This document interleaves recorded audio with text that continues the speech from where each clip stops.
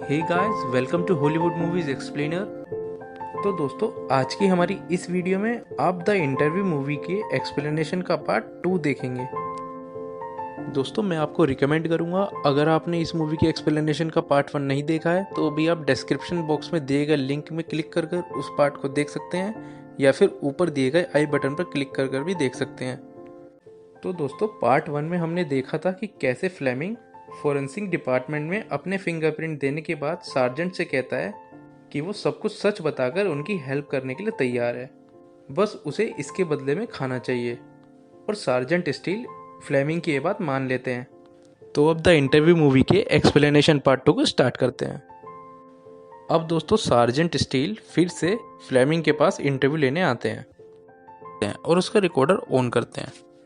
अब इसके बाद फ्लेमिंग कहता है कि जब कोई मर्डर होता है तो उसके पीछे कोई ना कोई रीज़न ज़रूर होता है, पर कुछ लोग सिर्फ यूं ही मर्डर कर देते हैं। अब यहाँ पर सार्जेंट फ्लेमिंग से ज़्यादा ऑन रिकॉर्डिंग उगलवाना चाहता है, इसलिए वो बीच में उसको इंटरप्ट नहीं करता और कहता है कि हाँ, तुम सही हो, कुछ लोग सिर्फ कुछ पैसों के लिए भी मर्डर कर देते हैं।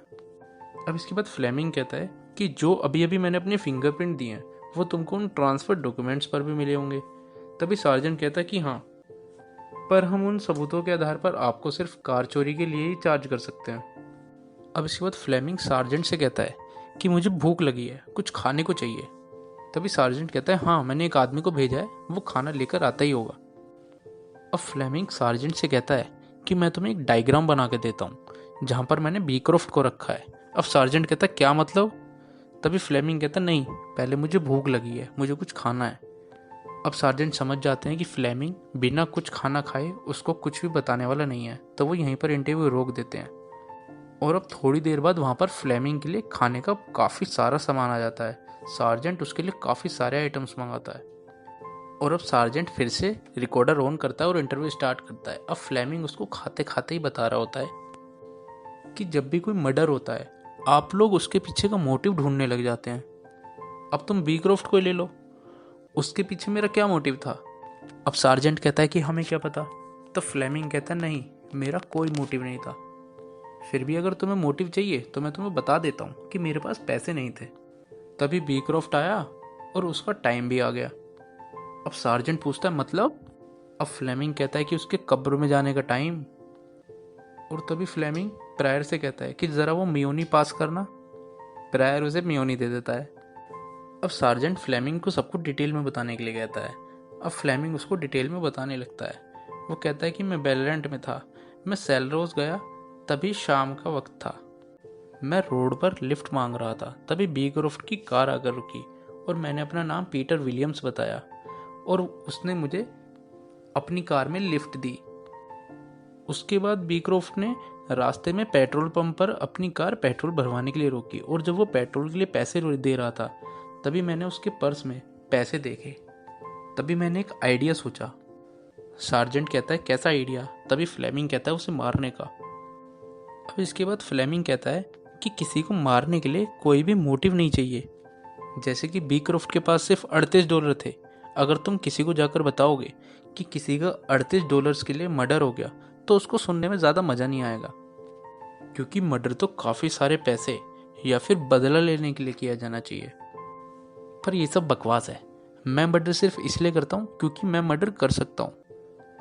अब इसके बाद फ्लेमिंग सार्जेंट को बताता है कि उसके बाद रास्ते में तूफान आने लगा, तभी उन्होंने एक जगह पर गाड़ी रोकी जहाँ पर एक झोपड़ी थी और वहाँ पर उन दोनों ने शराब भी पी। तभी फ्लेमिंग बताता है कि शराब पीने के बाद हम दोनों को नींद आ गई थी और हम दोनों सो गए थे। और इसके बाद फ्लेमिंग बताता है कि सोते हुए मुझे एक डरावना सपना आया और इस सपने से वो इतना डर गया कि वो नींद नींद में खड़ा हुआ, उसने एक रोड उठाई और बीक्रॉफ्ट के सर पर उस रोड से कई वार कर दिए जब तक वो मर नहीं गया। और जब मेरी आंख खुली तो मैंने देखा कि बीक्रॉफ्ट मरा पड़ा है। अब ये सब सुनकर सार्जेंट दंग रह जाता है। फिर इसके बाद फ्लेमिंग बोलता है कि मैंने वो झोपड़ा जला दिया और उसकी लाश को पास में ही दफना दिया। और वो सार्जेंट को उस जगह का डायग्राम बना के दिखाता है जहाँ पर उसने बीक्रॉफ्ट को दफनाया होता है। तभी सार्जेंट उससे बोलता है कि तुमने बाकियों को कैसे मारा? फ्लेमिंग बोलता है कि एक बार मैंने किसी और से लिफ्ट ली थी और वो कार चला रहा था, मुझे उससे कार रुकवानी थी, तो मैंने उसके सर पर एक लकड़ी से वार करा और उसको मार दिया। और वो बताता है कि काफ़ी सारे मर्डर्स तो उसको याद भी नहीं है जो उसने किए हैं। अब सार्जेंट फ्लेमिंग से पूछता है कि मैं समझ नहीं पा रहा कि आपका माइंड कैसे काम करता है। सार्जेंट फ्लेमिंग से पूछता है कि जब आप किसी का मर्डर करते हैं तो आपको कैसा महसूस होता है। तभी फ्लेमिंग कहता है कि मुझे कोई फ़र्क नहीं पड़ता, इसलिए मैं लोगों को मारता रहता हूँ। तभी सार्जेंट फ्लेमिंग से पूछता है कि क्या आपको कोई बीमारी है, कभी किसी डॉक्टर को दिखाया है या कभी किसी साइकेट्रिस्ट को दिखाया हो। तभी फ्लेमिंग कहता नहीं, मैं पागल नहीं हूँ। तभी सार्जेंट कहता है कि मतलब तुम जानते हो कि तुम क्या कर रहे हो। तभी फ्लेमिंग कहता है यस ऑफ कोर्स। अब फ्लेमिंग कहता है कि खाना बहुत अच्छा था, थैंक यू। अब इसके बाद सार्जेंट इंटरव्यू क्लोज करते हैं और रिकॉर्डिंग ऑफ करने से पहले कहते हैं कि हमारा नेक्स्ट इंटरव्यू वीडियो इंटरव्यू होगा, जिसमें फ्लेमिंग हमें बी क्रॉफ्ट के मर्डर के बारे में डिटेल में बताएंगे। और इसके बाद वो रिकॉर्डर ऑफ कर देते हैं। अब सार्जेंट फ्लेमिंग को एक सिगरेट पिलाते हैं। अब सार्जेंट फ्लेमिंग से कहते हैं कि तुमने अपना सीक्रेट किसी के साथ शेयर करने के लिए काफ़ी वेट किया। फ्लेमिंग सिर्फ स्माइल का एक्सप्रेशन देता है। अब वो लोग वहाँ से चले जाते हैं। अब इसके बाद सार्जेंट जैक्सन के पास जाकर उसको इस बारे में पूरी रिपोर्ट देता है। और अब दूसरी तरफ इसी पुलिस स्टेशन में एक ऑडिट ऑफिसर होता है जिसका नाम टो कटर्स होता है, और वो अपनी असिस्टेंट के साथ फ्लेमिंग के इंटरव्यू का ऑडिट कर रहा होता है। तभी वो देखता है कि कैसे प्रायर इंटरव्यू के दौरान फ्लेमिंग को डरा रहा है और धमका रहा है और उसको गाली गलौज भी कर रहा है। अब वो ऑडिट ऑफिसर इस बात से काफ़ी नाराज़ हो जाता है और कहता है कि ये दोनों इतने बेवकूफ़ कैसे हो सकते हैं कि ऑन रिकॉर्डिंग फ्लेमिंग पर बयान देने के लिए दबाव डाल रहे हैं। अब क्योंकि उस ऑडिट ऑफिसर टो कटर्स के पास फ्लेमिंग के रूम की सीसीटीवी फुटेज भी होती है, तो वो वीडियो भी देख रहा होता है। अब इसके बाद टो कटर्स अपनी असिस्टेंट से कहता है कि सार्जेंट स्टील पर तो पहले से ही काफ़ी कंप्लेंट्स हो चुकी हैं। तभी उसकी असिस्टेंट कहती है कि सर, सार्जेंट स्टील तो चुप हैं। तभी वो ऑडिट ऑफिसर कहता है नहीं, ये स्टील ही उस प्रायर को ये सब करने के लिए कहता है। और वो कहता है कि ये वीडियो फ्लेमिंग के खिलाफ कोर्ट में कुछ भी प्रूव नहीं कर सकता, और अगर ये वीडियो डिफेंस काउंसिल के हाथ लग गया तो वो तो हमारी धज्जियाँ उड़ा देंगे।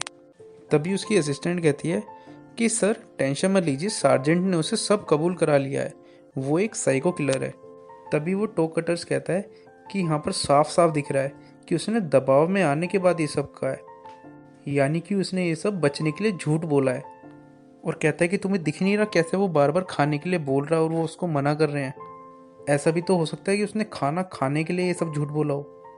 और अब वो ऑडिट ऑफिसर इंस्पेक्टर जैक्सन के पास जाता है और सार्जेंट स्टील के लिए उससे बात करता है और जाकर कहता है कि तुम्हें खुद जाकर फ्लेमिंग से ऑन रिकॉर्ड ये बुलवाना पड़ेगा कि उसने जो कुछ भी बोला है वो बिना किसी दबाव के बोला है। अगर वो ये सब बोल देता है तो ही ये ऑडियो सबूत काम करेगा, वरना किसी काम का नहीं है। अब इसके बाद हम देखते हैं कि सार्जेंट ऑन वीडियो कैमरा ये इंटरव्यू स्टार्ट करते हैं और रिकॉर्डर भी ऑन करते हैं। और वो इंटरव्यू ये कहकर स्टार्ट करते हैं कि ये इंटरव्यू बी क्रॉफ्ट के गायब होने के रिगार्डिंग लिया जा रहा है। अभी यहाँ पर फ्लेमिंग का इंटरव्यू स्टार्ट हुआ ही होता है, तभी यहाँ पर इंस्पेक्टर जैक्सन आ जाता है और वो फ्लेमिंग से आकर पूछता है कि क्या आपको यहाँ पर किसी तरह की कोई परेशानी तो नहीं हो रही है, यहाँ पर आपके खाने पीने का पूरी तरह से ध्यान तो रखा जा रहा है। अब फ्लेमिंग कहता है कि क्या मैं आपसे अकेले में बात कर सकता हूँ, पर जैक्सन कहता है कि मुझे कोई प्रॉब्लम नहीं है, तुम मुझे यहीं पर बता सकते हो, डरो मत।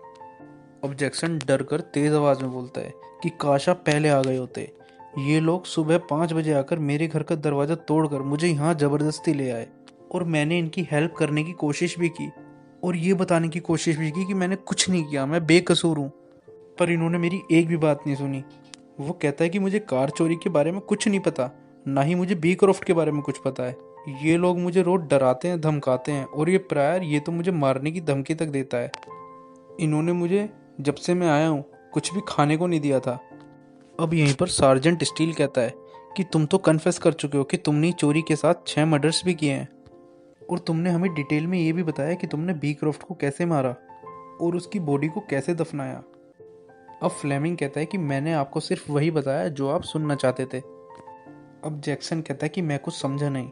अब फ्लेमिंग यहाँ पर फिर से चिल्लाकर कहता है कि इन पुलिस ऑफिसर ने मुझे यहाँ पर बंद करके रखा, इन्होंने मुझे खाने को कुछ नहीं दिया, ये लोग मुझे गाली देते रहते थे, डराते और धमकी भी देते रहते थे, और मुझ पर ये दबाव डालते थे कि मैं अपना गुनाह कबूल कर लूं, जो कि मैंने किया ही नहीं है। तभी मैंने इनसे झूठ बोला कि मैं इन्हें सब कुछ बता दूंगा अगर ये मुझे खाने के लिए कुछ देंगे तो। क्योंकि मैं बहुत भूखा था तो मैंने एक कहानी बनाई और वो कहानी मैंने इनको सुना दी। तभी जैक्सन कहता है, ये जो तुमने बीक्रॉफ्ट के मर्डर की बात कबूली, ये सिर्फ एक कहानी थी जो तुमने खाने के लिए सुनाई है। तभी फ्लेमिंग कहता है, देखो मैं बेलारेट गया था और अपना काम कर कर वापस आ गया। मैंने कोई कार नहीं चुराई है, ना ही किसी का मर्डर किया है। आप ऐसा सोच भी कैसे सकते हैं? तभी इंस्पेक्टर जैक्सन कहते हैं कि मैंने तुम्हारी बात सुन ली है, लेकिन अगर तुमने पहले झूठ बोला था तो मैं कैसे मान लूँ कि तुम अब झूठ नहीं बोल रहे हो। तभी फ्लेमिंग कहता है, देखो जब से मैं यहाँ पर आया हूँ मैं यहाँ पर बहुत डरा हुआ हूँ, यहाँ तक कि मैं एक बार अपनी पैंट भी गीली कर चुका हूँ। यहाँ पर लाकर इन लोगों ने मुझे डराया, धमकाया, धमकियाँ दी। जो लोग मुझे जानते हैं उन्हें पता है कि मैं कैसा हूँ। उनमें से किसी को बिलीव नहीं होगा कि मैंने कोई क्राइम किया है। मैंने बस इन लोगों को वही बताया जो ये सुनने के लिए मुझे परेशान कर रहे थे। लेकिन अब आपको देखकर मुझे सच बोलने की हिम्मत आई है और अब मैं इनसे डरने वाला नहीं हूँ। और अब ये आपकी मर्जी है कि आप मुझे बचाना चाहते हैं या फिर इनके हवाले करना चाहते हैं।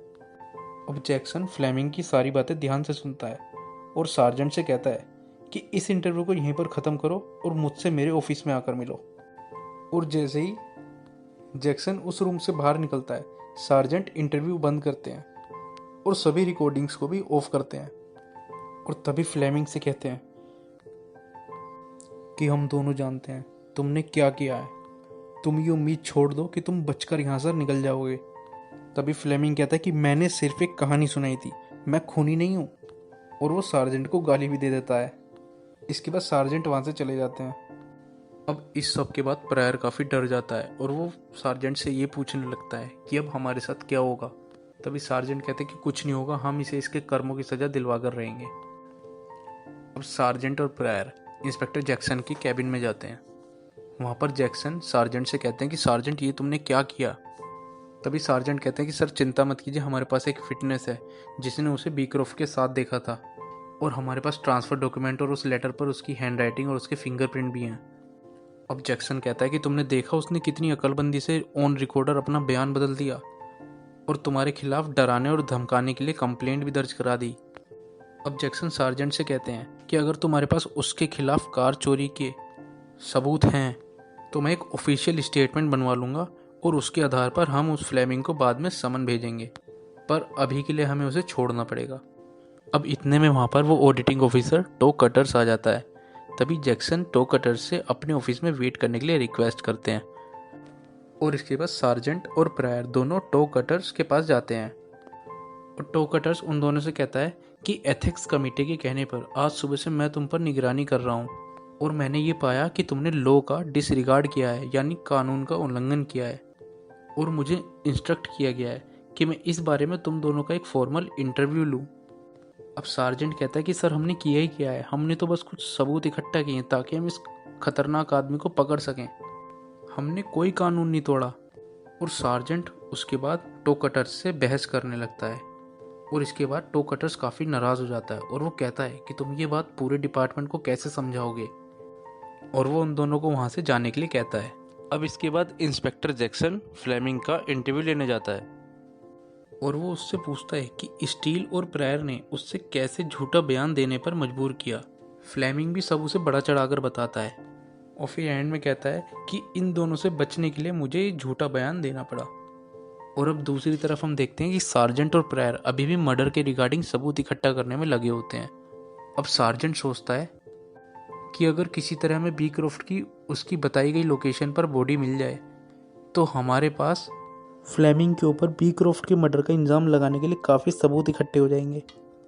अब इसी दौरान सार्जेंट देखता है कि उसके डिपार्टमेंट के लोगों ने फ्लेमिंग को छोड़ने का प्रोसेस स्टार्ट कर दिया है और फ्लेमिंग वहाँ से सार्जेंट को देखता हुआ जा रहा होता है और उसको देखकर मुस्कुरा रहा होता है, जिससे साफ दिख रहा होता है कि सभी गुनाह तो उसी ने किए होते हैं, पर वो कैसे अपनी अकल और चालाकी का इस्तेमाल करके पुलिस के चंगुल से बचकर निकलने जा रहा होता है। अब हम देखते हैं कि इस सब के बाद सार्जेंट के ऊपर एक इंक्वायरी बैठती है जिसमें टो कटर्स उसका फॉर्मल इंटरव्यू लेता है। तभी Toe Cutters official interview start करके सार्जेंट से कहता है कि तुमने प्रेयर को फ्लेमिंग को धमकाने दिया, डराने दिया, और तुमने फ्लेमिंग से झूठे वादे भी किए। और कहता है कि तुमने और प्रेयर ने साजिश करके एक बेकसूर आदमी को फंसाने की कोशिश की है। अब दोस्तों यहाँ पर भी ऑडियो रिकॉर्डर ऑन होता है, तो सार्जेंट उसके जवाब में बोलता है नो कमेंट। अब सार्जेंट कहता है कि देखो, तुम अभी भी ये सब रोक सकते हो, तुम भी जानते हो कि फ्लेमिंग को रिलीज नहीं करना चाहिए। तभी टो कटर्स कहता है कि ये सब तुम्हारी वजह से ही हो रहा है। अब टो कटर्स इंटरव्यू खत्म करता है और रिकॉर्डर भी ऑफ कर देता है। अब सार्जेंट कहता है कि देखो, मुझे पता है तुम मुझसे पर्सनल दुश्मनी निकालना चाहते हो, और कहता है कि 3 सालों में ये चौथी बार है जब मुझ पर इंक्वायरी बैठी है, और तुम हर बार की तरह इस बार भी मुझ पर कुछ साबित नहीं कर पाओगे। तभी टो कटर्स कहता है कि यही तो प्रॉब्लम है, तुम्हारे खिलाफ पहले से ही काफ़ी कंप्लेंट्स हो चुकी हैं, और इनके साबित होते ही मैं तुम्हें सड़क पर ले आऊँगा। तुम्हें कोई भत्ता या फिर कोई पेंशन नहीं मिलेगी, तुमको बेइज्जत करके निकाला जाएगा, और ये सब ज़रूर होगा क्योंकि इस बार मैं तुम्हें नहीं छोड़ूंगा। मुझे पता है कि उस इंटरव्यू रूम में क्या हो रहा था, और मैं ये भी जानता हूँ कि अभी इस वक्त तुम्हारे दिमाग में क्या चल रहा है।